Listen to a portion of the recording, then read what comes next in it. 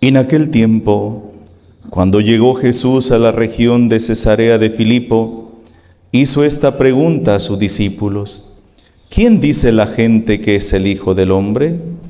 Ellos le respondieron: unos dicen que eres Juan el Bautista, otros que Elías, otros que Jeremías o alguno de los profetas.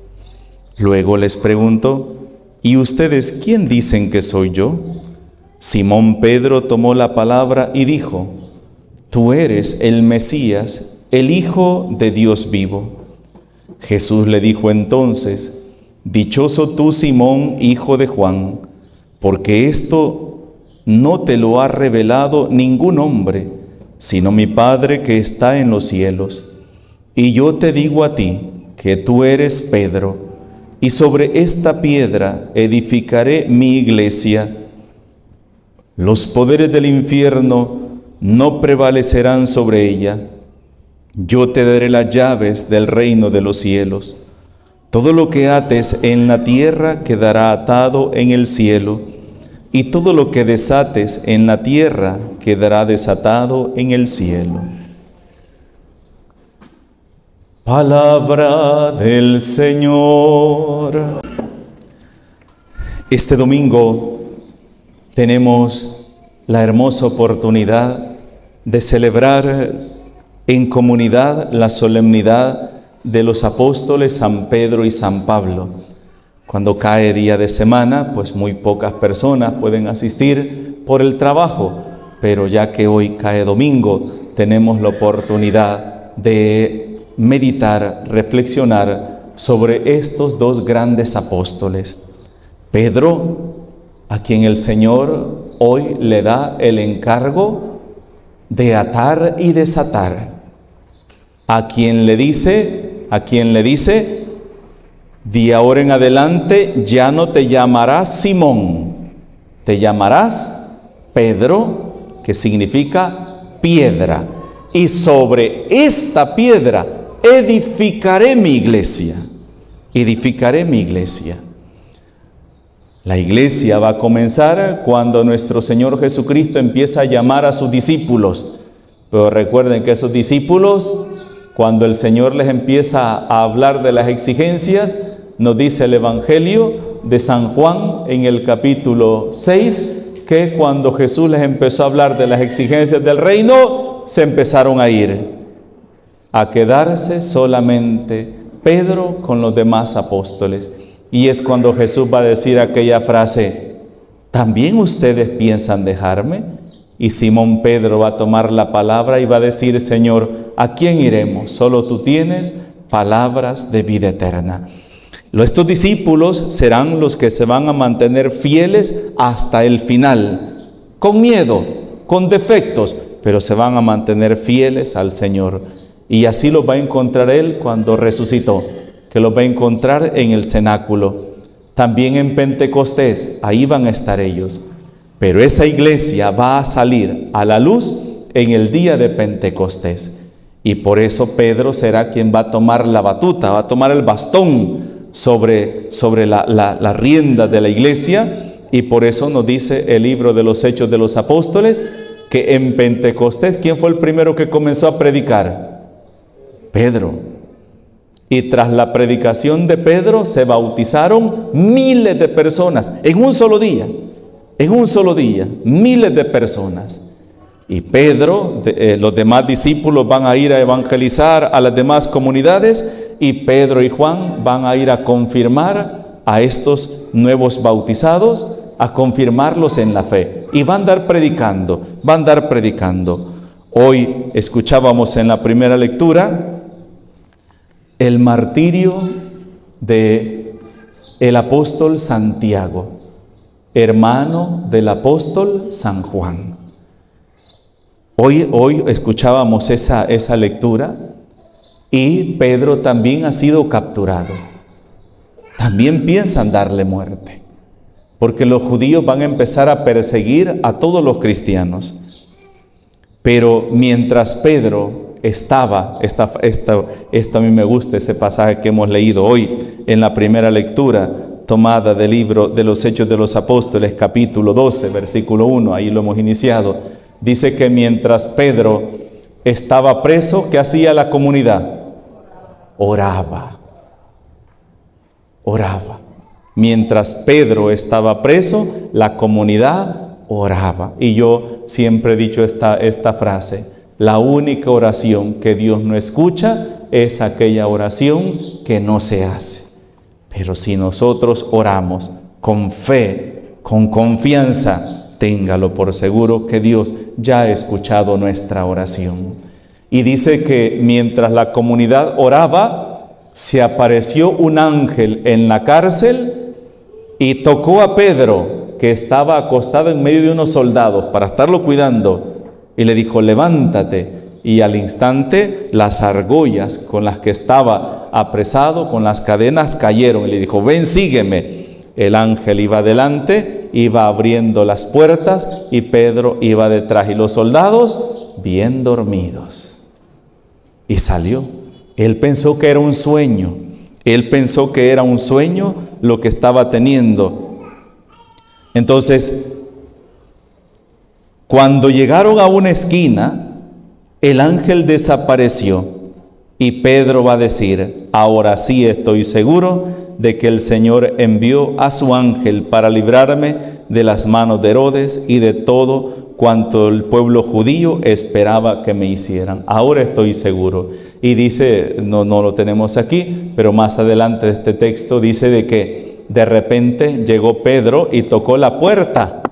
Y tocó la puerta mientras la comunidad estaba orando. Y cuando vieron a Pedro, pensaron que era el espíritu de Pedro. Dijeron: ya murió y ha venido a despedirse de nosotros. Y vieron que era realmente Pedro, que había sido liberado y estaba ahí. Nuestra vida está en las manos de Dios, y Él es quien decide cuándo la toma y cuándo la deja. Desde ese momento, hermanos, desde esos momentos, la iglesia va a empezar a recibir persecución. Algunas personas dicen: ¿y por qué, si la iglesia católica viene desde los apóstoles, por qué no tiene su sede en Israel, sino que la tiene en Roma? Eso, hermanos, se puede decir por ignorancia, porque para comenzar, los cristianos fueron expulsados de Jerusalén. Todos los cristianos. En Jerusalén, en Israel, no quedó un solo cristiano, a no ser alguno que de incógnito se quedó escondido, haciéndose pasar como un judío piadoso, simplemente para custodiar los lugares santos o por quedarse ahí por otro lado. Pero de ahí, todo aquel que profesaba su fe públicamente fue expulsado. Y no solo expulsado, sino perseguido también. Y eso también nos lo narra el libro de los Hechos de los Apóstoles, ya que el mismo Pablo andaba persiguiendo a esos cristianos cuando se encontró con nuestro Señor Jesucristo. Y ellos empezaron a huir. Y la mayoría de cristianos, el lugar más propicio para huir, ¿cuál fue? Roma, irse para Roma, porque era la capital del mundo, era el lugar donde todos iban. Huyendo, buscando protección, si se querían superar, el lugar donde había trabajo, lugar donde había desarrollo. Entonces todos iban para Roma y los cristianos van a huir para ahí. Pero en el caso del apóstol San Pablo, no se va a ir para Roma porque quiera superarse o porque quiera salir adelante, no, sino que se va a ir para Roma porque el Señor se lo va a ordenar. San Pablo va a ser tomado preso y lo van a empezar a acusar sus mismos hermanos judíos y van a pedir la muerte para él. Pero cuando piden la muerte para él, él era ciudadano romano. Es como cuando nosotros aquí, un salvadoreño que ha nacido en Estados Unidos, le llamamos gringo, ¿verdad? Es un gringo, decimos, porque ha nacido allá y tiene papeles norteamericanos. Entonces él es, aunque sus papás son salvadoreños, su ciudadanía es estadounidense. Entonces va a decir Pablo, porque él es ciudadano romano, va a decir: no, yo no quiero ser juzgado por un tribunal judío. Acuérdense que los judíos era el pueblo sometido por los romanos. ¿Y cómo un pueblo sometido por los romanos va a juzgar a un romano? no cabía eso en la mente. Entonces dijo, yo apelo como ciudadano romano a que me juzgue el César, porque el Señor le ha dicho una noche antes, así como has dado testimonio de mí en este tribunal, vas a tener que ir a darlo a Roma. Y Pablo va a apelar a ir a Roma, y Pablo va a ir encadenado hacia Roma, y allá va a vivir sus últimos días. Cuando llega a Roma ya hay una comunidad de cristianos y lo reciben, porque Pablo, como ciudadano romano, no va a parar a una cárcel, porque simplemente es una cuestión de religión. No es que Pablo haya dicho algo en contra del César, que se oponga al emperador. No. Él no ha hecho nada de eso. Él simplemente está hablando de un supuesto Cristo que los judíos dicen que está muerto y Pablo dice que está vivo. Esa es toda la gran discusión. Es toda la gran discusión. Pablo dice que ese Jesús está vivo y los judíos dicen que está muerto. Entonces dicen los romanos, ¿y esto qué es? Andate para una casa y quédate ahí mientras tengamos tiempo para analizar esa situación que ni nosotros entendemos qué es lo que está pasando. Pero ese tiempo le va a servir a Pablo, aún encadenado, para empezar a predicar y fundar la comunidad cristiana allá. Pedro, que anda también huyendo porque lo quieren matar, viaja a Roma. Viaja a Roma a visitar a Pablo y a visitar a los cristianos de Roma. Pedro va a morir en Roma por eso también, porque va a ir a visitar a los cristianos y ahí lo van a apresar, porque empieza también la persecución de los cristianos en Roma. ¿Por qué? Porque los cristianos decían, cuando veían Roma tenía una particularidad, y es que al pueblo que capturaban, los dioses que ellos tenían, se los llevaban ellos también. Llevándose los dioses de los diferentes pueblos, pensaban que se llevaban el poder de aquel pueblo para Roma, y por eso Roma era poderoso, porque tenía todos los dioses y no tenía ningún problema con el culto a los diferentes dioses. Esa era la verdad.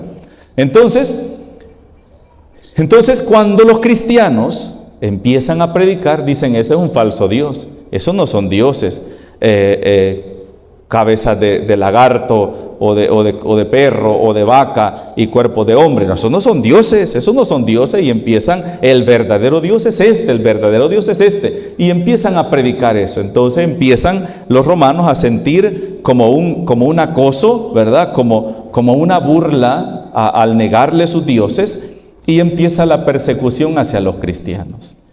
Y en esa persecución, a Nerón, aprovechándose del odio de los romanos hacia los cristianos, es que le va a dar primero muerte al apóstol San Pedro. Pedro va a morir primero y después va a morir el apóstol San Pablo. Pedro va a morir por dar testimonio. Con la muerte de Pedro, el emperador Nerón va a empezar una persecución hacia los cristianos después de que se ha incendiado una tercera parte de Roma, que fue un incendio que él mismo lo propició. Y los romanos, él le va a echar la culpa a los cristianos. Entonces, con la muerte de Pedro, va a aplacar la ira de los romanos hacia los cristianos. Luego, después, van a dar muerte también al otro líder de la iglesia, que es el apóstol San Pablo.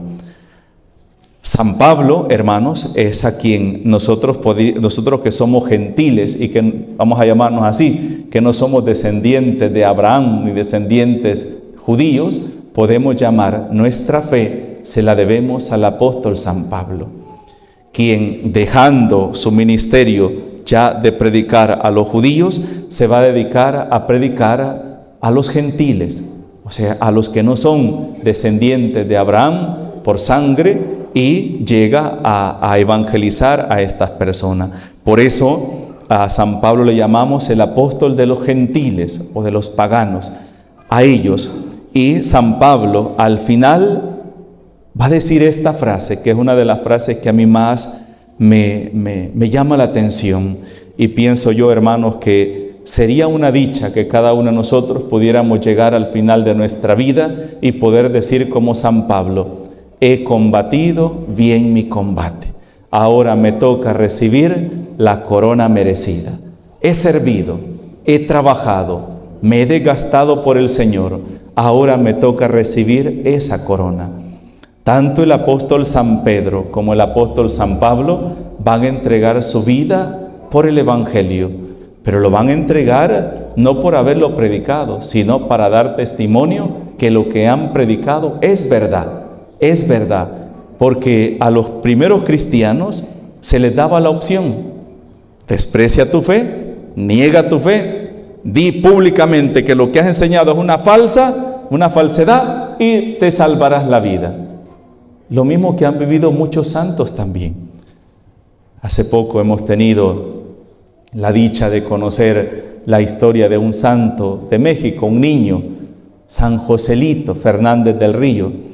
Este niño, para la revolución de los cristeros en México, porque en México surgió una ley donde se declaró a los cristianos como enemigos del gobierno, enemigos del país, y todo aquel que profesara su fe públicamente debía morir. Y empezó esa guerra, y así se le llamará la guerra de los cristeros. Y van a empezar a perseguir sacerdotes, religiosas, seminaristas, obispos, a asesinar a todos los que pudieron. Y la gente va a empezar a armarse para defender su fe y defender sus familias también. Y van a capturar a un niño que se llama Joselito, y él era acólito, y le van a pedir que niegue su fe. Y él va a decir: no, yo no voy a negar mi fe, Y toda una noche lo van a torturar en el cuartel, arrancándole la piel de sus pies. Y le decían: niega, desprecia a la Virgen de Guadalupe y a Jesús. Y su grito era: viva Cristo Rey, viva la Santísima Virgen María de Guadalupe. Y al siguiente día lo van a llevar desde el cuartel hasta el lugar donde habían cavado una fosa, y le dice: si no niegas, si no desprecias a Jesús y a la Virgen de Guadalupe, aquí vas a morir y aquí vas a ser enterrado. Su padrino de bautismo le decía: hijo, solo una palabra y nos vamos a casa. El niño descalzo, sangrando de sus pies, y él decía: no. Su madre le queda viendo con ternura y lo anima a que niegue. Y él mismo dice: madre, nunca había estado tan cerca de ganarme el cielo como le estoy hoy. Y dando un fuerte grito va a decir: viva Cristo Rey, viva la Santísima Virgen María, y lo van a fusilar en ese momento. Y saben, es una historia hermosa, y ese niño, el cuerpo de San Joselito es un cuerpo incorrupto. Cuando han abierto el proceso para canonizarlo, van a sacar el cuerpo de ese niño y no se ha descompuesto. Igual que el cuerpo de Carlos Acuti, este otro niño que tiene como 16 años de muerto, y su cuerpo está incorrupto. Las personas que lo van y lo ven como que está dormido, como que está dormidito este niño. Y este niño, San Joselito, también está así.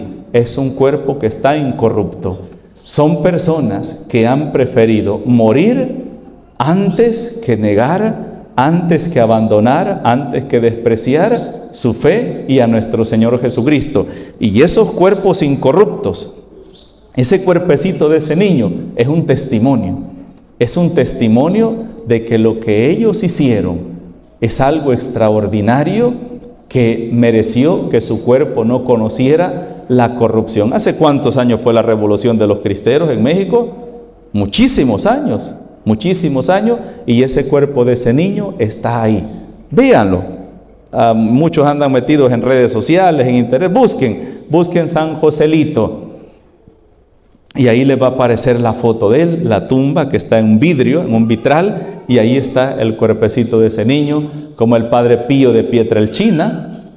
El Padre Pío de Pietrelcina, que quienes quieran ir, vamos a hacer una peregrinación este mes de noviembre, y vamos a estar en Asís, y vamos a estar visitando al Padre Pío y San Joselito también, visitando estos dos santos. Padre Pío, acuérdense, el que recibió las llagas de Cristo, y su cuerpo está incorrupto, ahí está. Y una de las cosas raras es, cuando uno entra a la cripta donde está él, lo que se siente es un olor a rosas, y su cuerpo ahí está, como que está dormidito. Y San Joselito también ahí está. ¿Y cuántos años tiene? me parece que no sé si tiene entre 40 o 60 años de muerto, más o menos por ahí. Tiene la edad de muerto ese santo y ahí está, incorrupto, como testimonio. ¿Y qué vivieron esos santos? Persecuciones, mucho sufrimiento, y fueron capaces de entregar su vida por el Señor. Yo a veces cuando hablamos de la vida de los santos y de estas personas que nos habla la Sagrada Escritura, me pongo a pensar, y nosotros a veces por cualquier cosita ya estamos queriendo abandonar al Señor, que porque me miraron mal, que porque me criticaron, que porque me quitaron la banca donde yo me siento, que porque me quitaron el cargo que yo tenía, que porque no me dieron la paz en el momento de la misa. Ay, hermanos, y si nos hubiese tocado vivir en este tiempo, cuando el hecho de ser cristiano era entregar la vida, creo yo que nuestras iglesias estarían vacías. Pero ¿saben una cosa? En ese tiempo fue donde surgieron más cristianos y surgió una frase muy famosa que decía, la sangre de los mártires es semilla de cristianos.